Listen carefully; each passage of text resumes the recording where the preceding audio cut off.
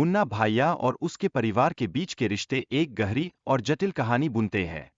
यहाँ परिवार के सदस्यों के बीच विश्वास और धोखे का एक अनवरत खेल चलता है, जो हमें यह सोचने पर मजबूर करता है कि रिश्तों में असलियत क्या होती है। इस सब के बीच मिर्जापुर में सत्ता और नियंत्रण की अनवरत होड़ देखने को मिलती है। विभिन्न गुटों के बीच खून खराबा और प्रतिशोध का ज्वाला सुलगता रहता है, जो हमें यह एहसास कराता है कि शक्ति की बजाय रिश्तों की अहमियत क्या होती है। कालेन भाया और त्रिपाठी के बीच की बातचीत में राजनीतिक दबाव का प्रभाव साफ नजर आता है, साथ ही चुनाव की नजदीकियां एक नई चिंता लेकर आती है। यह हमें यह समझाती है कि व्यवसाय और राजनीति एक दूसरे के साथ कैसे एंटवाइन होते हैं। एक व्यक्ति का अपने परिवार के प्रति वफादार रहना हमेशा महत्वपूर्ण होता है, भले ही कभी-कभी उसके सदस्य का व्यवहार दोषपूर्ण हो।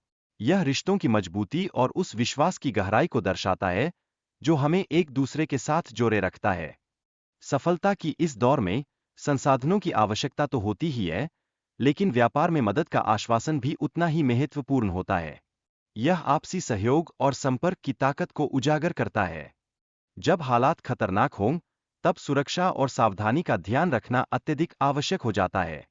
अपने प्रियजनों की सुरक्षा सर्वोपरि होनी चाहिए, क्योंकि यही हमें आगे बढ़ने की शक्ति देता है।